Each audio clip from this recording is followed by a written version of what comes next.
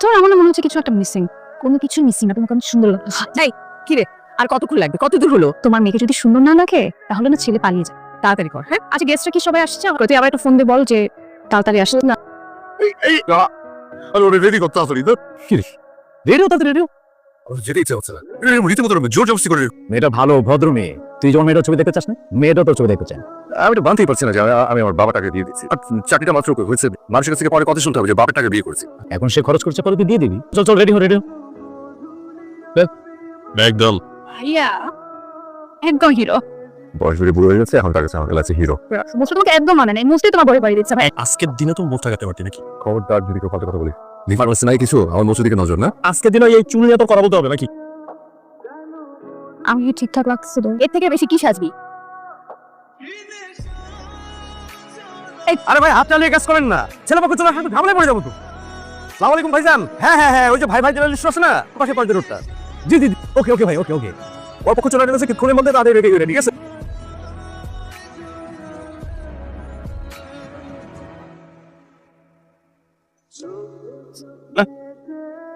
চল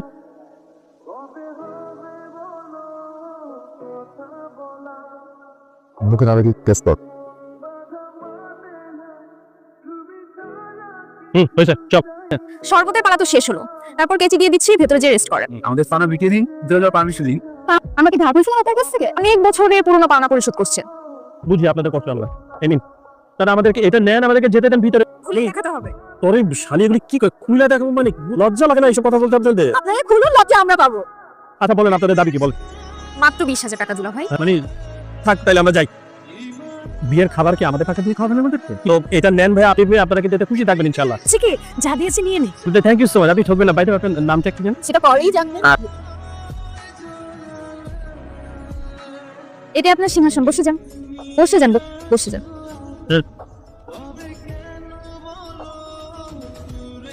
আমাদের এরকম তুমি তোমার দুলাভাইকে ঠিকই উপরে রেখেছি।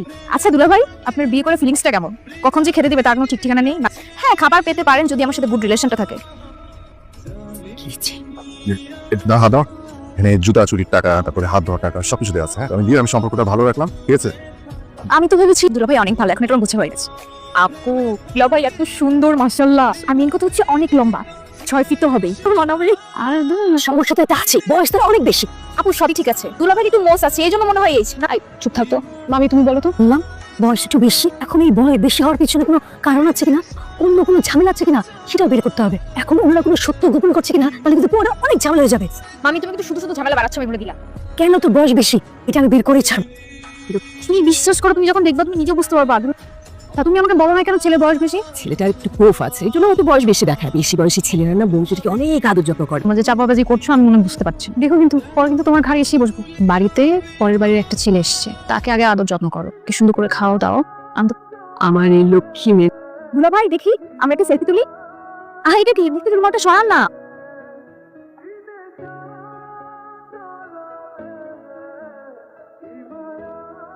চোখ মারছে না কেন? আপনি দেখতে এত সুন্দর, চোখে আঁকাতে পারিনি। আপনি রাস্তা দাবানগুলো করে যেতে পারেন। আমাকে বাঁচাবেন। হাই হাই ভাবি মানে দাঁত নয়। আরে মানে আস্তে আস্তে আস্তে। আচ্ছা ভাবি আপনার সাথে পরিচয় করাই দেই, আর ছোট ভাই। আরে ওরা আমার ভাই আর একমাত্র বেস্ট ফ্রেন্ডস। আমার মাথায় চুল, কিন্তু বয়স কিন্তু না মিছিলে নেই তো। জি তা আছে না কেন? আমার ভিডিওগুলো ডিলিট করে দাও। কিছু ডিরেক্ট করার জন্য তো তুলে নেই। বলে কেন তুলেছেন? চাপাটা ভালো, তারপর চা বানায় খাও।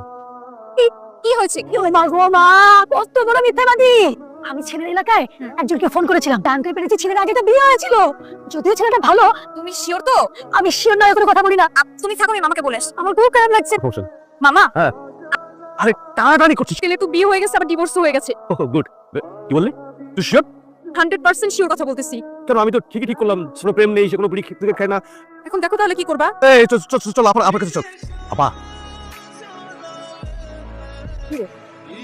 আপা সম্মান বুঝাটা করে ফেলছি আপা। কি কি বলছিস? আপা ডিভোর্স, ছেলের একবার বিয়ে হওয়া, ডিভোর্স চলে গেছে। ঠিক আছে আমি দেখছি। আপনি একটু শুনুন আমার সাথে।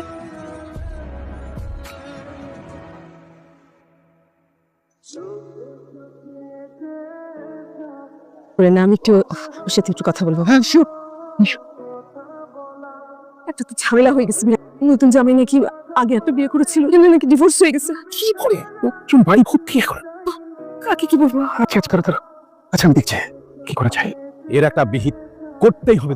কত বড় সাহস মান উপর্যুপরি অপমান না করে এই বাড়ি থেকে তাড়ানো যাবে না। ওরা এমনিতেই পালাতে হবে, সেই ব্যবস্থাটাই করতে হবে। কাজী সাহেব চলে এসছে। শুভ কাজ আর শুভ কাজ নাই। আমার মেয়ের সঙ্গে আপনার ছেলের বিয়ে হবে না। এটা কি পুতুল খেলা পাইছেন? আপনার মেয়েকে কি ঘরের খুঁটি বানায় রাখবে? আমাদের কি মান সম্মান নাই? লায়াতদের আবার মান সম্মান এবং সামনে কথা বলবেন। নিশ্চয়ই মেয়ে ছেলেকে পছন্দ করে না। এটা নানান ধরনের আপনার ভিতরে ধারণা। খুলে দেখছেন? হ্যাঁ খুলে দেখছি। আপনাদের সাথে আমরা বিয়ে দেবো না। কি হয়েছে? ঝামেলা হয়েছে। আমি তোকে ফোন দিচ্ছি, তুই আমি ফোনে শুনবো, তুই যাস।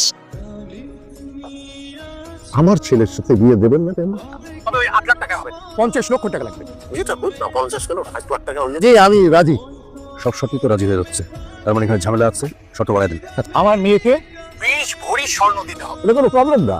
আমার ছেলের বলতে দেবো 30 ভরি স্বর্ণ। আমরা যেটা সন্দেহ করেছি সেটা একদম স্বর্ণের মতো খাঁটি। এই বিয়ে কখনোই হবে না। আমি শর্ত বাড়াচ্ছি। ঠিক আছে? না এই বিয়ে হবে না। বাপ ছেলে দুজনেই বাটপার। 30 সবার কাম হলো বর্তমানে আমার আপনি দয়া করে থামবেন সবাই। কি করছেন আপনারা? কেন করছেন এরকম? আপনি কি প্রতিজ্ঞা করেছেন ছেলেপক্ষকে ডেকে নিয়ে অপমান করবেন? আপনারা একের পর এক শর্ত দিয়েছেন, আমার পরিবার সেটা মেনে নিয়েছে। তার আমি কি এতই পৌঁছে গেছি? ছেলে যখন বেকার থাকে তখন তার বয়স থেকে কম, আমরা মেয়ে বিয়ে দিব না। তো ওয়েল স্টাবলিশড হয়ে উচ্চশিক্ষিত হয়েছে, ততদিনে তার বয়স হয়ে যায়। আপনাদের সেটা নিয়েও সমস্যা। তুমি নাকি বিবাহিত এবং ডিভোর্স হয়েছে? কে বলেছে আপনাদের এই কথা? আমার সাথে আপনাদের মেয়েকে বিয়ে দিতে না চান, ইটস ফাইন। বাট মিথ্যা অপবাদ নিয়ে তো আমি এখান থেকে যাবো না। প্রমাণ সহ হাজির হতে বলেন। তোমাকে কে বলছে? আমাকে তো হাফিজ বললো। আমাকে তো বললো ইতি। আমাকে মামি বলেছে। চুপ করে আছো কেন? রিমো, এটা আমার মান সম্মানের প্রশ্ন। আমাকে কেউ বলেনি, আমার বয়স বেশি মনে হচ্ছিল, আমার পছন্দ হয়নি, তাই আমি বানিয়ে বলেছি। আর মান সম্মান সবগুলোই মিশে দিলে। আঙ্কেল আপনি উত্তেজিত হবে না। আমরা ধরে নিচ্ছি যে আমাদের পরিবারকে আমাকে আপনাদের পছন্দ হয়নি। আসি এখান থেকে, চলো।